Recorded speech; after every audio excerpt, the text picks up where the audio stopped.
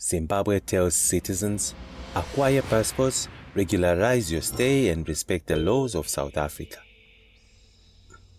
The government of Zimbabwe has urged its citizens based in different parts of South Africa to prioritize acquiring official documents to regularize their stay and to meet the legal requirements for their host nation.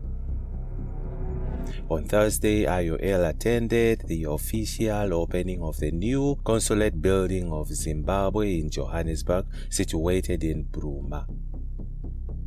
Zimbabwe's Minister of Foreign Affairs and International Trade, Frederick Makamure Shava, told the gathering that the new consulate will be issuing passports, including e-passports and birth certificates, which enables Zimbabweans resident in South Africa to acquire documentation.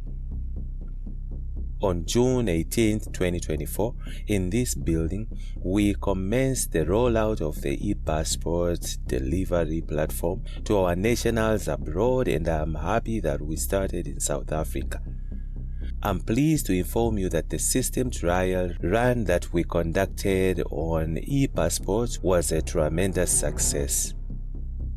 The e-passport processing center housed in this building enables Zimbabwean nationals here in South Africa to apply for and obtain this critical document much more conveniently and quickly without the middleman. The trial run ends today with the official launch of the project. The center has successfully processed a total of 2,146 e-passport applications, said Shava in his keynote address. Fellow Zimbabweans in South Africa, I urge you to access these services and ensure that you have the required documentation to reside and work in this country. By respecting and abiding by the laws of this country, you will be contributing immensely to the good name and image of Zimbabwe here and beyond, particularly given the ties between Zimbabwe and the Republic of South Africa. An e-passport, electronic passport, or biometric passport is the international travel document with identity details such as holder's picture, passport name, names, surname, nationality, and date of birth, as well as an electronic microprocessor chip containing additional information of the holder, including fingerprints, pictures, and signatures. These biometric passports are scanned through special devices to reveal the additional information of the holder, and experts say that these documents are much more effective and trusted against passport fraud compared to traditional passports. The newly launched Chancery building was handed over to Zimbabwe's ambassador to South Africa, David Mahadziripi. The center is managed by Zimbabwean's Consul General in Johannesburg, Area Piri.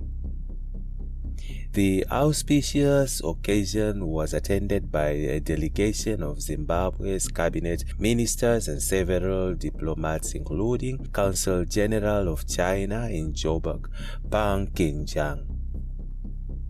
Mahadziripi emphasized that it is his government's official policy that all its citizens who are across its borders must have the necessary documents, including birth certificates and passports.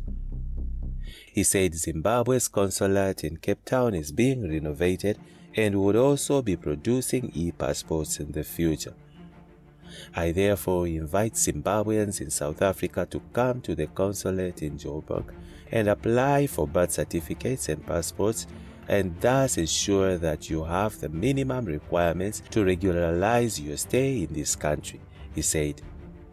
Zimbabwe's Minister of Local Government of Public Works, David Garwe, told the gathering that the handover of the building was an auspicious event, bringing services closer to the people. Today also demonstrates that while a lot of work is being done back at home, government is mindful of the needs of our sizable diaspora communities who equally deserve the same convenience that is enjoyed by those back home. It is testament of the Second Republic's ethos of leaving no one and no place behind as we transition to become an upper middle income economy nation by the year 2030, said Karwe. He officially handed over the building to Zimbabwe's Ministry of Foreign Affairs and International Trade. Meanwhile, Zimbabwe's Minister of Home Affairs and Cultural Heritage, Kazembe told attendees at the glamorous event that the e-passport center established in Joburg was the first of Zimbabwe's missions across the world.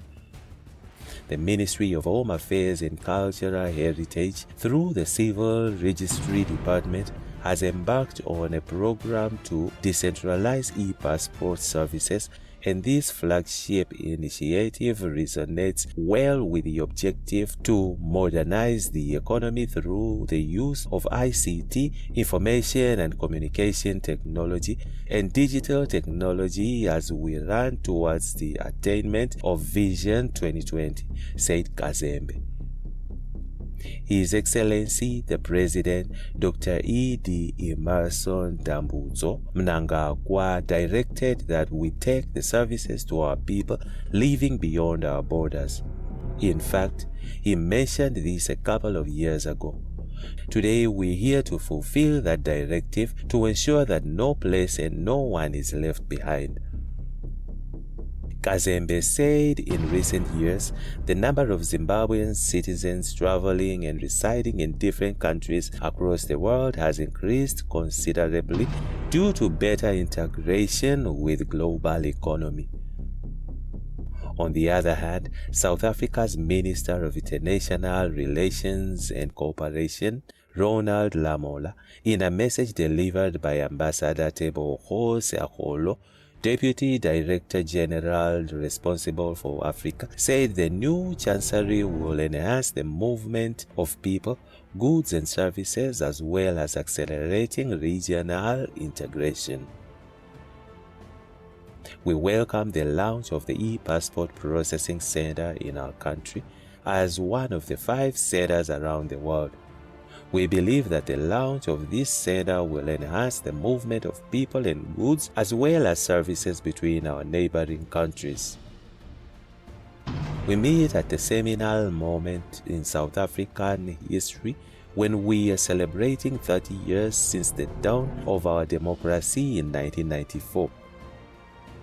I'm equally pleased that this year we are also celebrating 30 years since the establishment of formal diplomatic relations between our two countries. Our frequent and consistent interactions bode well with the resolve to continue nurturing our existing relations, said Lamola. To this effect, the opening of this chancery is as important to us as much as it is to the people of the Republic of Zimbabwe. I take this opportunity to congratulate you on the opening of this beautiful property and the launch of the e-passport. To this effect, the opening of this chancery is as important to us as much as it is to the people of the Republic of Zimbabwe. I take this opportunity to congratulate you on the opening of this beautiful property and the launch of the e-passport. And that's it from INJIBS Network. Stay tuned to our celebrity and gossip news.